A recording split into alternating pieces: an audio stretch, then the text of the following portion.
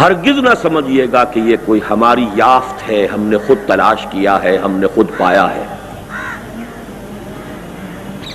میں تو اعلیٰ وجہ بصیرت جانتا ہوں، اللہ نے نہ معلوم کہاں کہاں سے موڑ کر مجھے اس رخ پر ڈالا ہے، نہ معلوم کہاں ہوتے کیا کر رہے ہوتے۔ اللہ اسباب پیدا کرتا ہے، رخ موڑ دیتا ہے۔ کدھر جا رہے ہیں؟ یا ابراہیم لہذا خلقت ام لہذا امرت۔ ابراہیم ابن ادہم رحمت اللہ علیہ بادشاہ تھے، شکار کھیل رہے تھے، کہیں سے آواز سنائی دی ہے کسی ہاتف غیبی کی یا ان کی اپنی روح کی، کوئی پکار قلب کی گہرائیوں سے نکلی ہے، اے ابراہیم کیا اس کام کے لیے پیدا کیے گئے تھے؟ کیا اس کا تمہیں حکم ہوا تھا؟ یا ابراہیم لہذا خلقت ام لہذا امرت۔ تو اللہ تعالیٰ نے جس کو بھی ہدایت دی ہے جان لے اس کا فضل ہے، اس کا کرم ہے، اس نے چن لیا ہے، فخر کیجئے، هو اجتباکم، اس کی نگاہ کرم نے چنا ہے آپ کو، اس کا فضل خداوندی آپ کے ساتھ شامل حال ہوا۔ ان فضلہ کان علیک کبیرا، ورنہ کتنے موڑ زندگی میں آتے ہیں، ذرا سا قدم ادھر سے ادھر ہو گیا ہوتا تو نہ معلوم انسان کہاں سے کہاں پہنچا ہوتا۔ الحمدللہ الذی ہدانا لہذا، قل شکر قل حمد قل ثنا، اس اللہ کے لیے ہے جس نے ہمیں ہدایت عطا فرمائی۔ وما كنا لنهتدي لولا ان هدانا اللہ۔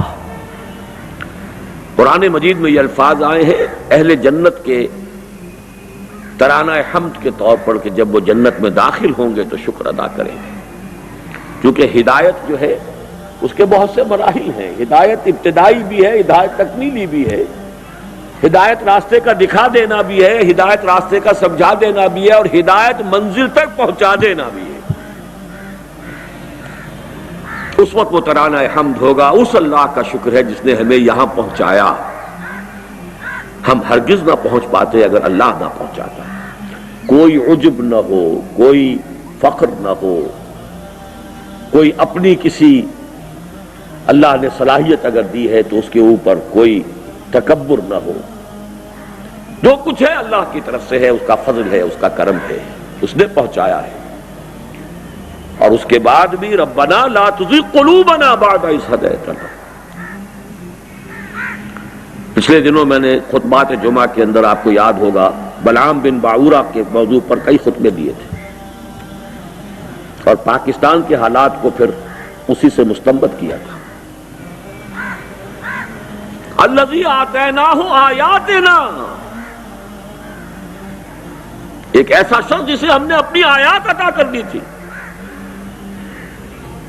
وَلَوْ شِئْنَا لَرَفَعْنَاهُ بِهَا وَلَكِنَّهُ أَخْلَدَ إِلَى الْأَرْضِ،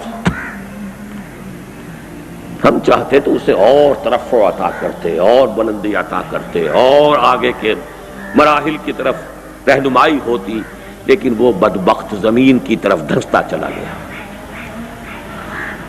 زمینی خواہش، اور جہاں تک روایات کا تعلق ہے ایک لغزش، ڈرتے رہنا چاہیے، کانپتے رہنا چاہیے۔ حدیث موجود ہے کہ ایسے بھی ہوتے ہیں لوگ نیکی سے، زہد سے، تقوی سے، عبادت گزاری سے یہاں تک پہنچ جاتے ہیں کہ ان کے اور جنت کے درمیان بس بارش بھر کا فاصلہ رہ جاتا ہے،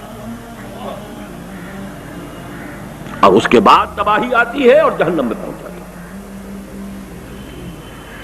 اسی کا عکس یہ ہے کہ کسی بھی انسان سے یہ نہ سمجھیے کہ آپ برتر ہیں، بہتر ہیں، کیا پتا اس کا انجام کیا ہو اور آپ کا انجام کیا ہو۔ اللہ اس کو ہدایت دے، کہیں سے کہیں پہنچا دے۔ اسی حدیث کے الفاظ ہیں کہ ایک شخص اپنے کفر میں اور معصیت میں بڑھتا رہتا ہے، بڑھتا رہتا ہے، بڑھتا رہتا ہے، یہاں تک کہ اس کے اور جہنم کے درمیان ایک بارش کا فاصلہ رہتا ہے، اور پھر زندگی میں انقلاب آ جاتا ہے۔ تو اس انقلاب معکوس سے اللہ ہمیں بچائے، اور اس کا طریقہ یہی ہے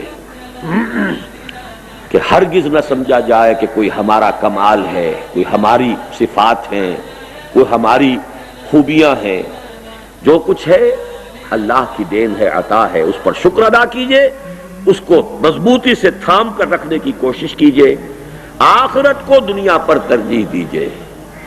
اپنے بس میں جو کچھ ہے کر گزریے، لیکن اس سے زائد اپنی ذمہ داری مت سمجھیے. ہوتا ہے ہو، نہ ہوتا ہو نہ. ہم مکلف نہیں، لیکن اس پر مکلف ہے کہ اپنا تن من دھن لگا دیں. هي الحلقات تحفظني بآيات من القرآن، هي الحلقات تملأني بحب المصطفى العدنان.